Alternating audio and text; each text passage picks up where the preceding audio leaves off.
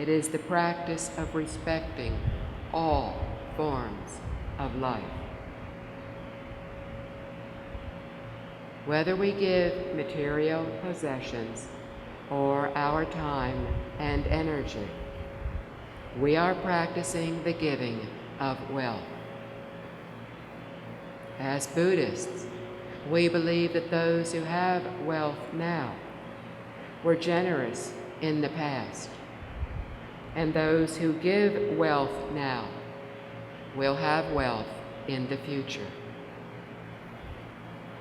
If we teach others today, we will be wise in the future. By giving fearlessness, we will have long, healthy lives.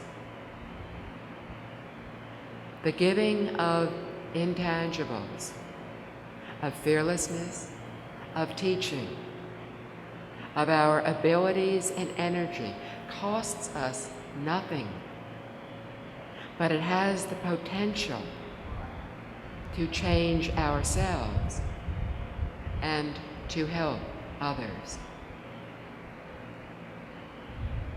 But if we give with some expected return in mind, then what we receive will be limited. When we learn to give without thoughts of what we will receive, the return will be much greater, because we will be giving from our true nature.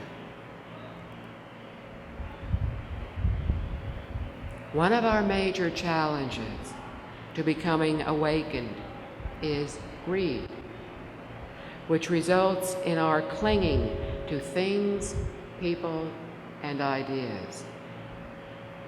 The best way to counter greed is through giving. Ideally, we would want to start with what is most difficult to give. But since this is very hard for most of us to do, we can start more modestly. What is important is how we give. If we feel that we have made a sacrifice, then we have not truly given. Neither have we given if we constantly think of what we gave,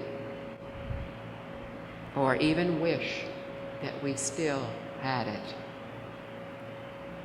We may have given in the physical sense, but mentally and emotionally we are still clinging to the object. This is not giving. If, on the other hand, we spontaneously give something to someone just because it seems so right for her and will make her happy, and then we do not think of the object again, we will be practicing true giving. Initially, in our practice of giving, we will be happy that we have helped others. In time, we will naturally give without any thoughts of having given, of someone having received, or of something that was given. At that point, we will feel the joy of acting from our true nature, the nature of perfect selflessness. The Buddha told us that in the ultimate state of giving to others, we will not dwell on thoughts of having given, on what was given, or of the recipient. Initially, we give unconditionally with expected returns. Gradually, we learn to give more unconditionally. And ideally, Upon giving, we let go physically, mentally, and emotionally. At first, this will be extremely difficult for us to do, but gradually, we will cease to miss what we had given. And then at some point, we will even forget that we had given.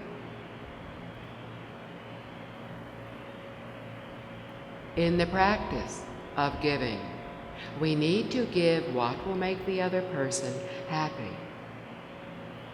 To give thoughtlessly is not true giving. For example, it is not thoughtful to give our famous birthday cake to a person who is watching his diet, telling him that he should just enjoy the cake on this special occasion lacks consideration. If just a picture of a birthday cake will make him happy, then we should give him the picture and forget about the cake. The manner in which we give is also very important. We should not give in a way that embarrasses the recipient or increases our sense of importance. It should not matter whether we like or dislike the recipient. We are to give non-judgmentally and without differentiating between those we like and those we do not like. When we say that we will give something, we should do so as soon as possible and not purposely make the other person wait. Also, we should not expect the other person to feel indebted to us. There is no point in holding on to our extra possessions. After all, possessions are ours for only a relatively short time. Give freely now, according to our abilities, and enjoy the goodness and joy that our generosity brings to others. We really need very little for ourselves. Once we have provided for our families and met our responsibilities, we can practice giving to relieve the suffering and unhappiness of others.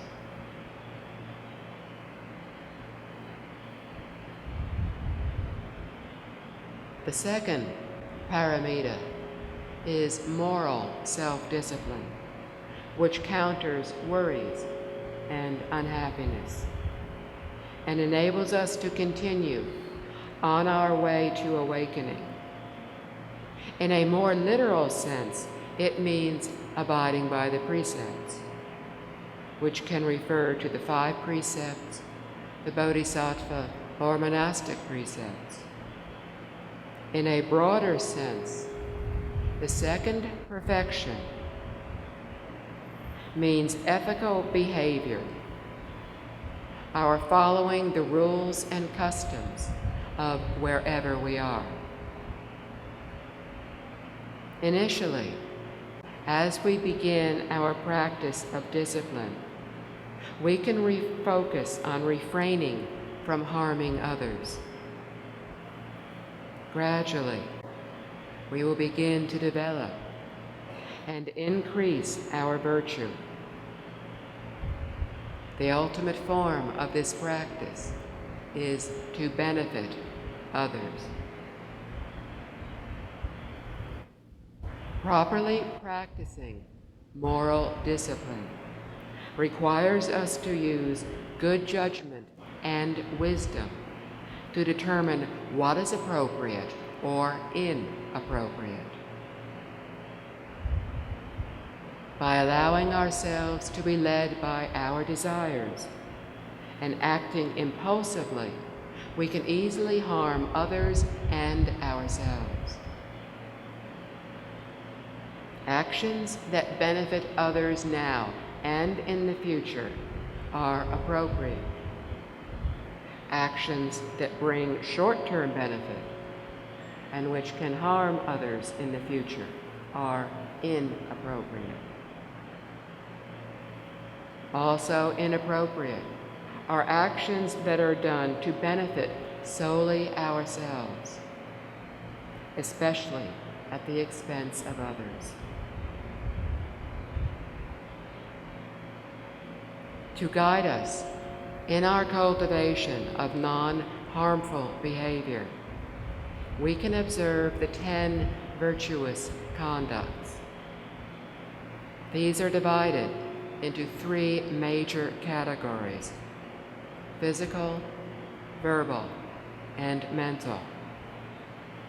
Physically, we are prohibited from killing, stealing, and engaging in sexual misconduct. These were discussed in the talk last night. Verbally, we are prohibited from lying, from using speech that is harsh, divisive, or enticing. Mentally, we are prohibited from giving rise to thoughts of greed, anger, and ignorance. Lying is deceptive and dishonest. We need to speak only truthful and thoughtful words. The Buddha said, "If you know anything that is hurtful and untrue, do not say it. If you know anything that is hurtful but true, do not say it. If you know anything that is both helpful and true, find the right time."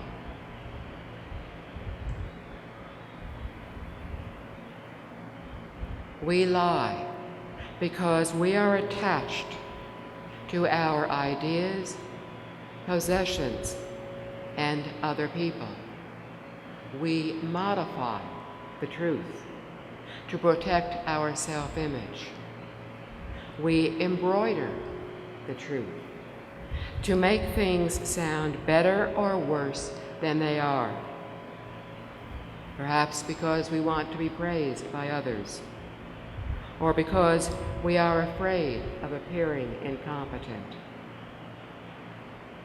We do not value the truth in our speech because we are ignorant and do not yet understand the consequences of our untruthful words.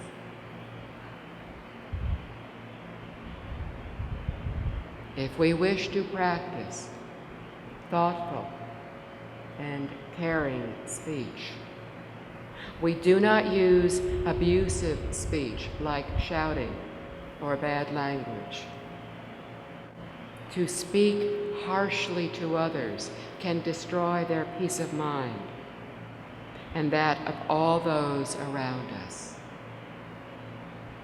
We also do not waste our time gossiping about trivial matters. It would be much wiser to use that time to engage in activities that increase our peace of mind, like going for a walk, watching the clouds float by, playing with our children, sitting in meditation, or chanting a Buddha's name. We also need to refrain from divisive speech. This is when, for example, we are speaking with one person. We tell him that someone else said something untrue about him. Then, while talking to the other person, we say the first one criticized her. We have spoken divisively, and without realizing it, have sown the seeds for conflict.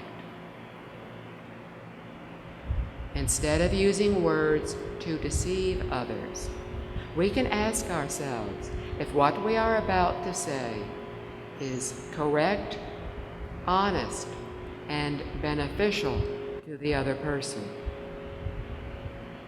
To accomplish this, we need to be aware of what we are saying. If we are mindful of our speech, we will not carelessly say something incorrect, untrue, or unbeneficial.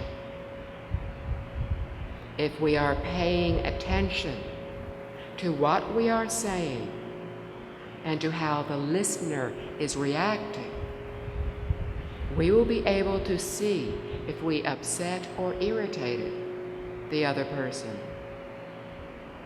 We will then be able to stop before we make the situation worse. Instead of creating more conflict and pain in the world, we will be able to foster harmony and promote mutual cooperation as we develop the patience to learn when to speak wisely or to simply remain quiet.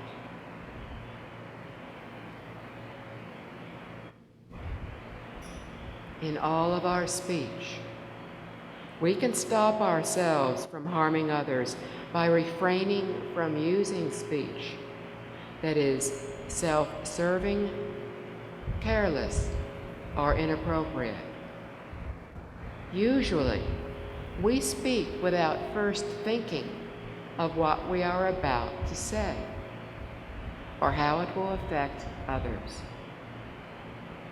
We should try to remember to use the standard of what is correct, honest, and beneficial to judge what we are about to say.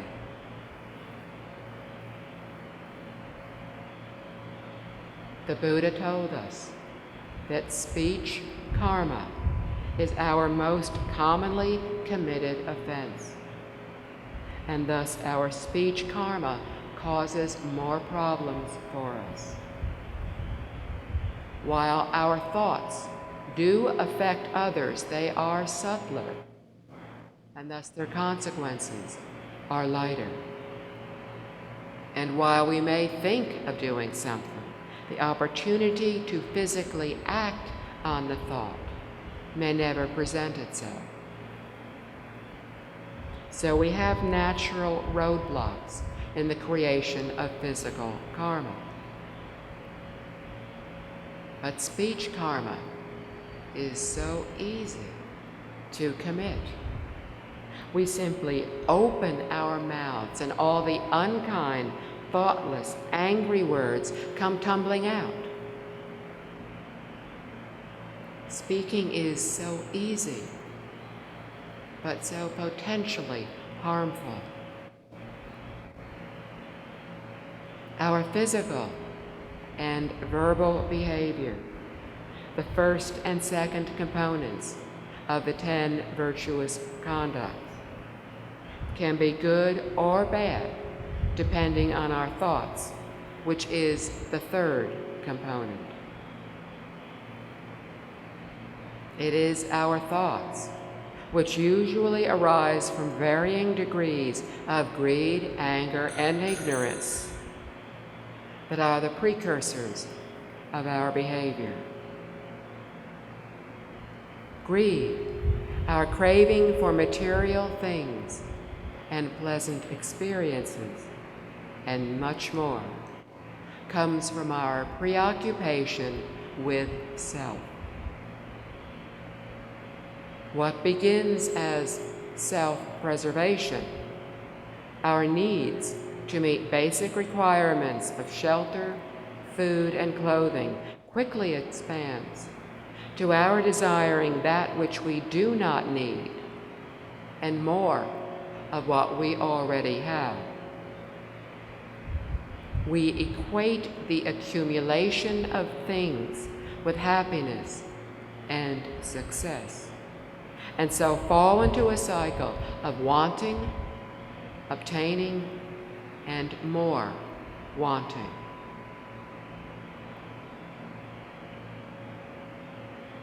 Anger, like all negative emotions, seems to happen so naturally and spontaneously. Initially, we do not even notice it. It feels so normal to us. The emotions of being angry, being irritated, displeased. It happens so quickly that we hardly notice the rising rage. But before every action we commit, and prior to every word we speak, there is a preceding thought. In our lack of mindfulness, we do not notice the thought of what we are about to say or do. If we can catch the thought as it arises, we will be able to refrain from acting out of anger. Ideally, by having a heart of loving kindness, compassion, joy, and equanimity, we will stop the anger from even arising. Why is it so important to eliminate our anger? Might not the expression of our anger get it out of our system, so to speak? No, because voicing or expressing our anger does not eradicate it. On the contrary, it leads to even more anger. Our anger with a particular person goes back a long, long time, over uncountable lifetimes.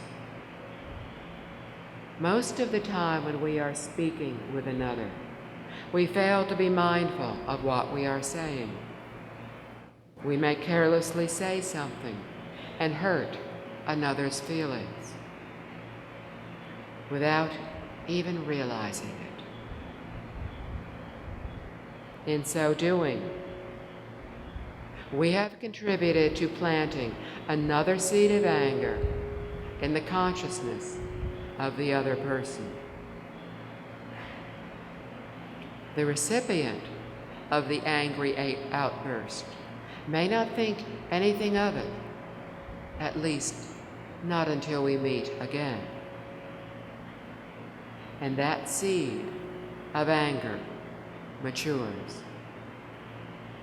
This next time, the other person will say something to us with just a slight trace of animosity. Again, this incident is registered in both our consciousnesses. This enmity is passed back and forth each time our paths meet. And each time it increases and grows more serious. At some point, it will turn into hatred. Eventually, that hatred will explode and one of us will lash out at the other physically. This is why voicing our anger to eliminate it does not work. It only allows the anger to grow. Anger is not to be acted upon, but faced, acknowledged, understood, and then released. when our anger and our self-centeredness are gradually reduced, we will get along better with others, and we will begin to find our heart of loving kindness, compassion, and joy. If you want to see the proof of this, look carefully into the face of someone who is always angry. Then, gaze upon a person who is always calm.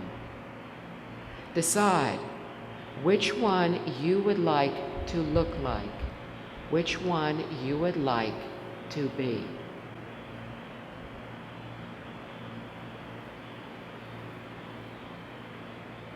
As we improve in our practice of discipline, we will gradually lessen what the Buddha called the three poisons of greed, anger, and ignorance, which we all have to some degree.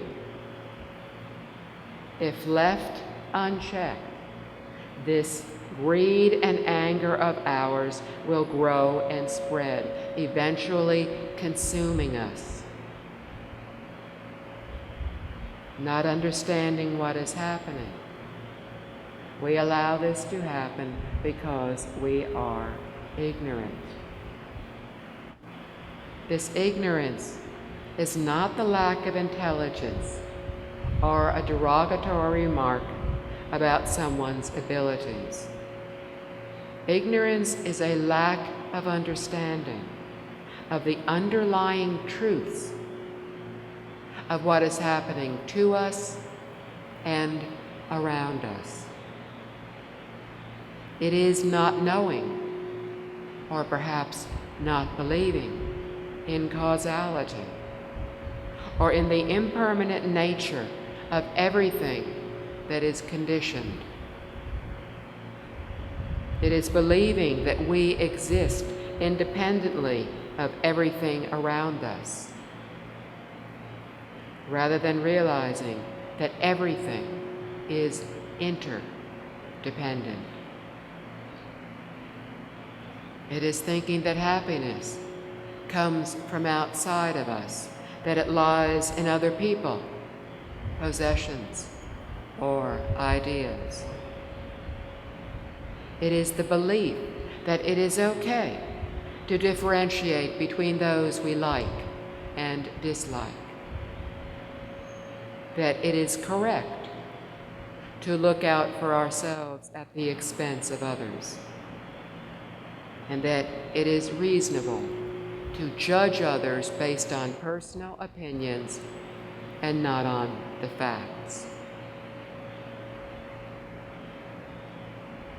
When we think and act from ignorance, it becomes inevitable that we will make mistakes and not know how to fix what we have done.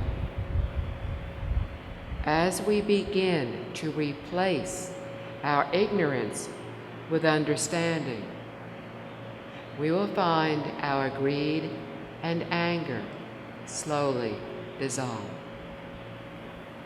This is how we can get along better with others, become less absorbed, and develop the mind of joy.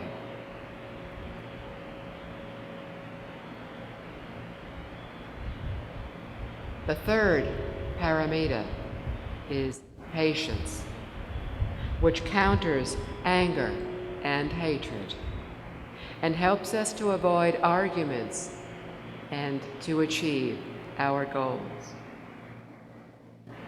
We need patience in almost everything